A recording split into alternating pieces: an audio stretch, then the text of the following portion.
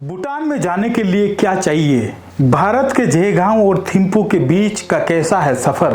कितनी है इन दोनों शहरों के बीच की दूरी और कहां और कैसे रुका जाए? ये सब अगर आप जानना चाहते हैं तो इस वीडियो को बिना स्किप किए पूरा देखें। नमस्कार, मैं लखन सालवी और आप देख रहे हैं डेली राजस्थान।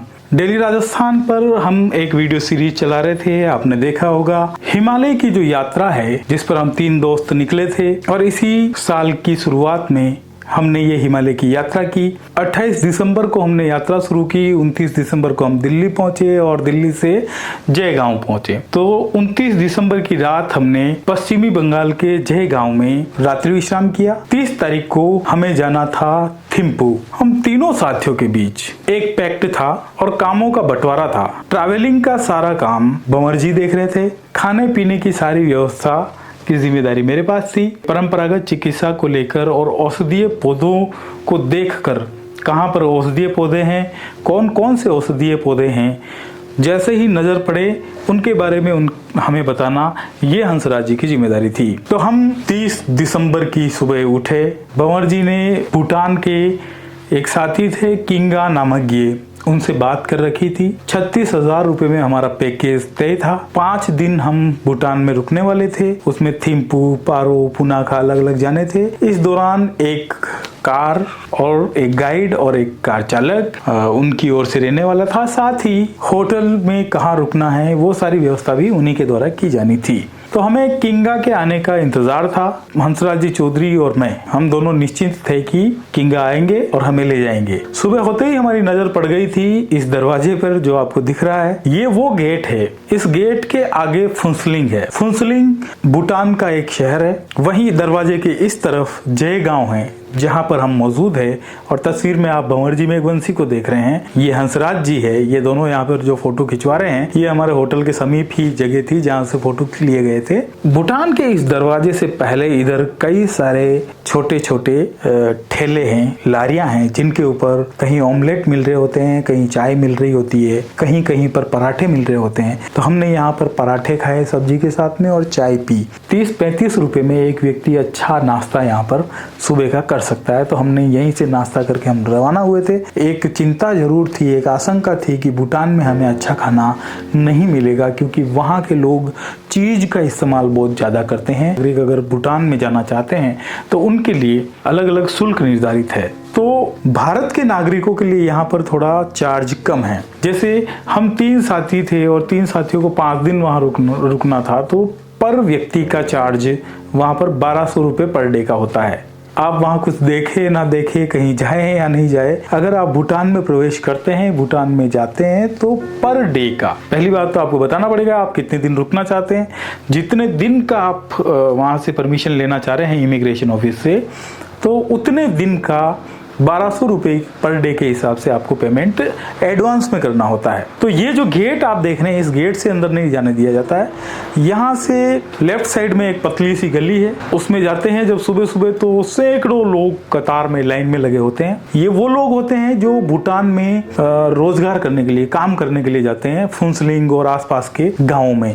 ये सब जयगांव के लोग होते हैं, ज्यादातर पश्चिम बंगाल के लोग होते हैं। पर जो कोई, अगर आप यहाँ पर भूटान में घूमने के लिए जाना चाह तो आपको यहाँ पे लाइन में लगने की जरूरत नहीं है। आप इस लाइन को क्रॉस करते हुए, पास में से होते हुए सीधा इमिग्रेशन ऑफिस में जा सकते हैं। तो हम तीनों ने ऐसा ही किया। हम तीनों इस लाइनों को यहाँ से क्रॉस करते हुए सीधे इमिग्रेशन ऑफिस में गए। वहां पर एक गुफानुमा है, एक पूरा कॉरिडोर बना हुआ है। वहां पर जब आप जाते हैं तो आपके सामान की चेकिंग होती है, आपकी चेकिंग होती है। जांच होने के बाद में जब आप सीधे आगे जाते हैं तो आगे इमिग्रेशन ऑफिसर्स का वो चेंबर आ जाता है। वहां पे आपको अपना पासपोर्ट दिखाना होता है। पासपोर्ट से भी आप जा सकते हैं, अदरवाइज आप जो है अपना आधार कार्ड वहाँ नहीं चलता है तो इलेक्शन वाला कार्ड, वोटर कार्ड जो है, मतदाता पहचान पत्र जो है, उसके माध्यम से भी आप भूटान में यात्रा कर सकते हैं। तो बड़ी खास बात है, ये बहुत सुंदर जगह है। इमिग्रेशन ऑफिस में बहुत शांति है, बहुत आवाजें वहाँ पे किसी प्रकार की नहीं आती है। और एक ऑफिसर आते हैं जो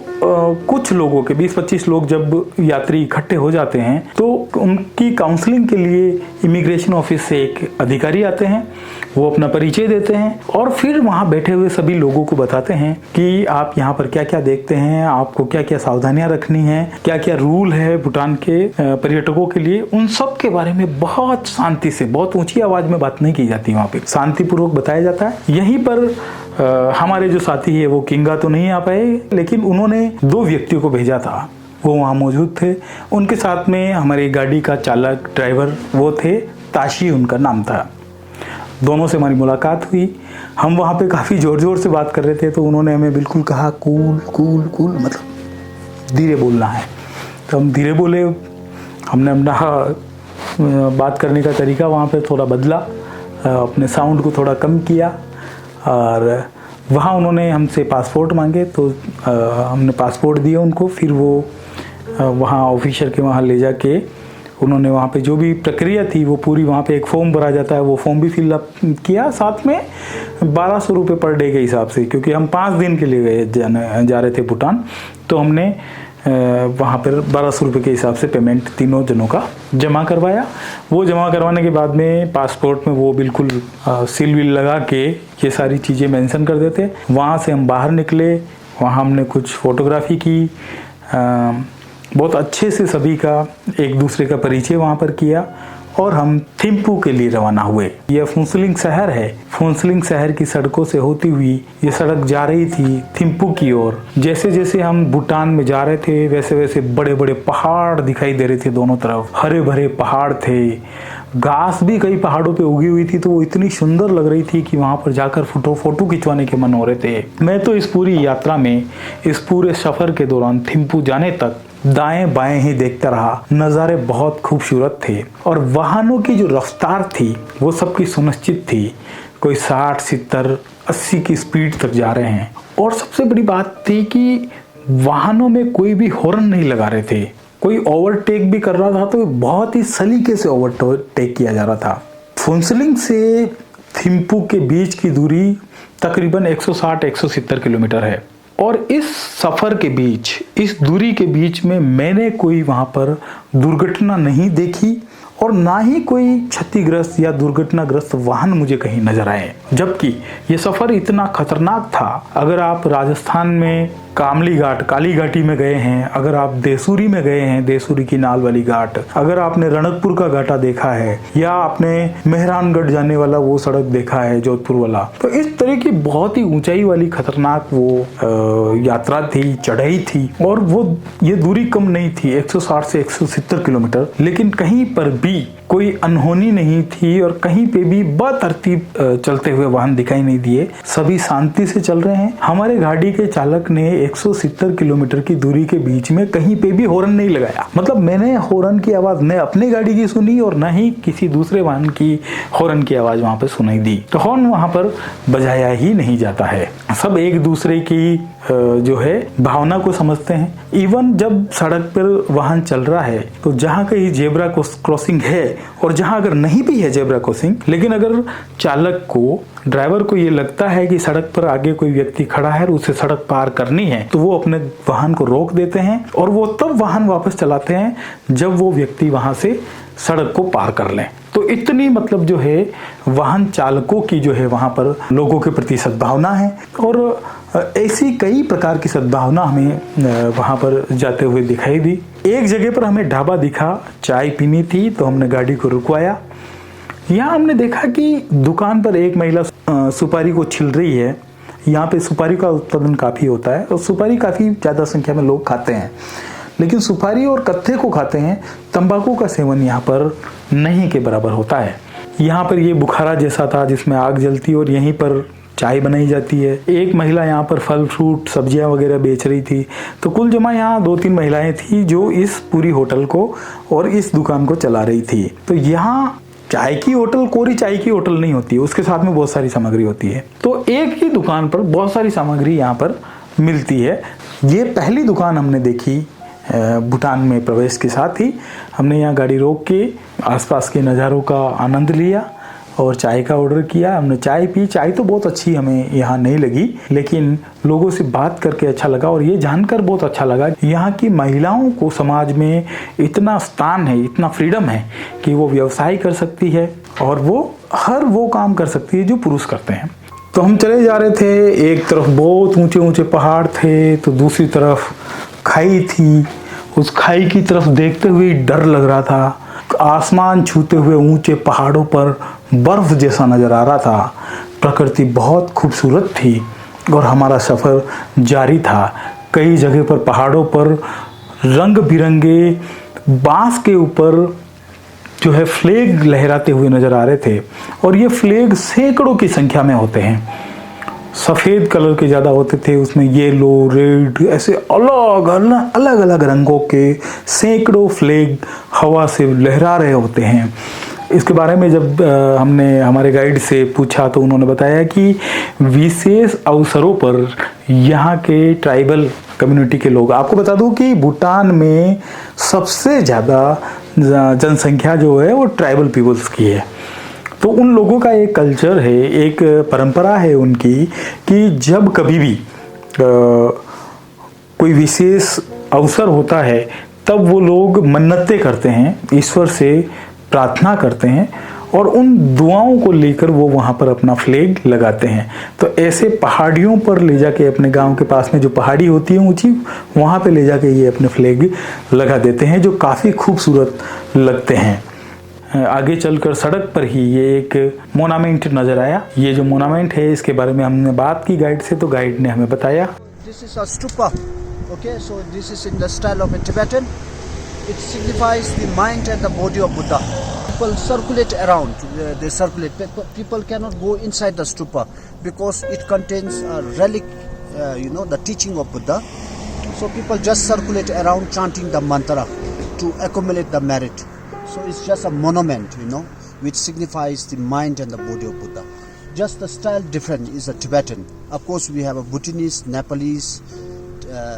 There's a 3 different type, but significant is same, mind and the body of Buddha. यहाँ से चलते हुए आगे गेदू करके ये जगह आया। यहाँ पर कॉलेज था। ये एक तो यहाँ पर कोई भी होटल है तो उसका स्वरूप में और सरकारी बिल्डिंग के स्वरूप में कोई फर्क नहीं होता, सब एक जैसी। कोई दुकान है या घर है उसका पता लगाना मुश्किल होता है, उनका स्वरूप सभी का एक जैसा होता है। तो झरोखे होते हैं, झरोखों में शीशे होते हैं और हर मकान के आगे छज्जा होता है और बहुत सारी खिड़कियां होती है और हर मकान में लकड़ी का बहुत उपयोग होता है और कई प्रकार के कलर उस मकान में रंग रोगन में इस्तेमाल किए जाते हैं। कई रंगों का उपयोग होता है। तो कह सकते हैं कि आप यहाँ पर अगर जाते हैं तो ये पहचान करना बड़ा मुश्किल हो जाता है कि ये मकान है, दुकान है या कोई सरकारी भवन है। तो यहाँ पर जाते हुए क्योंकि हमारा गाइड जो है वो हमें पूरा बताते जा रहे थे, ये केदू था और यहाँ पर जो है एक ये कॉलेज था जहाँ पर बच्चे काफी भूटान के यहाँ पर पढ़ाई करने आते हैं। ये बहुत ही मान्यता प्राप्त और बहुत ही जाना माना जगह है। तो हमने यहाँ पर फोटोग्राफी की।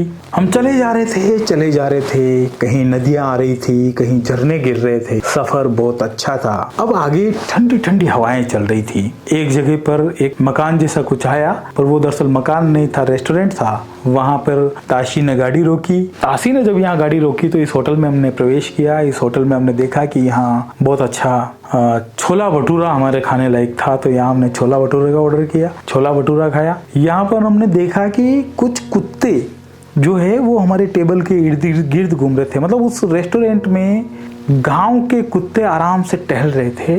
कुत्तों के लिए एक आश्रय स्थल भी बना हुआ था जिसके अंदर कुत्ते जाके रुक सकते हैं और लोग उसमें खाना डाल सकते हैं। इस होटल के पीछे की तरफ बहुत ऊंचे पहाड़ थे, वहीं नीचे नदी बह रही थी और सुदूर बहुत सारे घर हमें छोटे छोटे से दिखाई दे रहे थे। मन कर रहा था कि यहीं बस जाएं। यहाँ पर किसान भी हमें दिखे। गांव के जो लोग थे वो पशुओं को चराने के लिए जंगल में ले जा रहे थे। तो इस तरीके से हमारी यात्रा आगे बढ़ रही थी। चलते जा रहे थे हम, चलते जा रहे थे। यहाँ पर पहुँच के ऐसा लग रहा था जैसे किसी भयानक जगह पर आ गए हो। एक तरफ जंगल, दंडकारण्य जैसा वन, एक तरफ ऊंची चट्टानें, चट्टानों के बीच में ऐसा, मतलब एक जो हॉरर मूवी में जो देखने को मिलता है सीन, वैसे थे। डर भी लग रहा था कि कहीं कोई एक पत्थर अगर ऊपर से डा तो हम तो चकनाचूर हो जाएंगे। लेकिन ऐसा कुछ यहाँ पर आज दिन तक तो हुआ नहीं। हम चल रहे थे आगे, जैसे जैसे जैसे जैसे हम थिम्पू के करीब पहुँच रहे थे वैसे वैसे हमको जगह जगह पर भूटान के राजा और रानी की सुंदर तस्वीरें दिखाई देने लगी। हम एक होटल पे यहाँ पर रुके, एक बच्चे के साथ में भंवर जी ने फ़ोटो भी खिंचवाया। यहाँ पर ये आप यंत्र देख सकते हैं, इस यंत्र में आग जलाई जाती है और लोग इसके चारों तरफ बैठ जाते हैं ताकि उनको गर्मी मिले, और यहाँ पे नाश्ता करते हैं लोग, चाय पीते हैं और थुबका पीते हैं। तो यहाँ भी आप देखेंगे कि महिलाएं थी जो इस दुकान को चला रही थी, और यहाँ दुकानों पर शराब वाइन बिकती है। हर किराने की दुकान पे भी, हर फल फ्रूट वाला भी, कोई भी दुकानदार लाइसेंस लेके वाइन बेच सकता है। यहाँ पर बियर में 5% अल्कोहल होती है, वहीं शराब में 18% मैक्सिमम अल्कोहल होता है। तो यहाँ हमने चाय ली, चाय लेके यहाँ भी हमने कुछ फोटोग्राफ्स लिए। भूटान की सुरक्षा की जिम्मेदारी भारत की सेना की है, तो यहाँ पर बिल्कुल जगह जगह पे कैंप है। राजा के प्रति यहाँ के लोगों का बड़ा सम्मान है। ये किसी भी व्यक्ति का घर हो, उसकी दुकान हो या कोई और प्रतिष्ठान, वो अपने घर में राजा और रानी की तस्वीर जरूर लगा के रखते हैं। क्योंकि भूटान के भूभाग में 70% भूभाग पर वन है और 30% भूभाग पे ही लोग रहते हैं। तो ऐसे में जंगल खूब है, वनस्पति खूब है, पेड़ खूब है, तो लोगों को आसानी से यहाँ पर सूखे पेड़ मिल जाते हैं और सूखे पेड़ की लकड़ी मिल जाती है। इसलिए हर घर में, हर दुकान में और हर प्रतिष्ठान में, हर उस भवन में लकड़ी का इस्तेमाल खूब होता है। भूटान में प्रवेश करने के साथ में हमने ये देखा कि कहीं पे भी कचरा नहीं है। सड़क पे, किसी सार्वजनिक जगह पर, नदी के किनारे पर, कहीं पर भी कचरा आपको दिखाई नहीं देगा। लोग कचरे को कचरा पात्र में ही डालते हैं, और कचरा पात्र में भी प्लास्टिक को प्लास्टिक में, कागज को कागज में डालते हैं। तो लोग यहाँ के बड़े अवेयर है, बड़े जागरूक है और अपने नागरिक दायित्व हर हाल में निभाते हैं। थिम्पू शहर में प्रवेश के साथ ही ऐसा जरूर आभास हो रहा था कि हम किसी कस्बे में आ गए हैं, पर शांति वहाँ पर बहुत है। कोई आवाजें वहाँ नहीं आ रही थी जैसा हम आमतौर पे शहरों में जाते हैं। भारत के शहरों में हम जाएंगे तो हम देखेंगे कि फैक्ट्रियों की आवाजें आ रही है, वाहनों की आवाजें आ रही है, हॉर्न की काफी आवाजें आ रही है, म्यूजिक की आवाजें आ रही है, लेकिन वहाँ बिल्कुल सन्नाटा जैसा था। लेकिन इस शहर में घुसने के साथ ही ये मन में ख्याल आया कि थिम्पू को पूरा विजिट करना चाहिए, हर एक गली, हर मोहल्ला हमें छानना चाहिए। तो हमारे जो गाइड थे उन्होंने वहाँ पर हमारे स्टे की जो व्यवस्था की थी वो की थी ड्रूक नोरियांग होटल में। ये 3 स्टार होटल है। भूटान की नई पॉलिसी के हिसाब से कोई भी पर्यटक 3 स्टार होटल से नीचे की किसी होटल में नहीं रुक सकता है। तो मतलब आपको 3 स्टार होटल में तो रुकना ही है, ये मैंडेटरी है। तो ये एक तरीके से उनके पर्यटन को लेके जो पॉलिसी है, वहाँ की बड़ी इकोनॉमी यही है, इसी पे उनका निर्धारित होता है। पर्यटकों से ही उस देश की अच्छी आय होती है। तो इसलिए ये पॉलिसी में इन्होंने 2019 के बाद में बदलाव किए हैं। तो ये पर्यटकों के लिए महंगा जरूर है, लेकिन सुविधाएं भी वहां पर बहुत अच्छी मिलती है।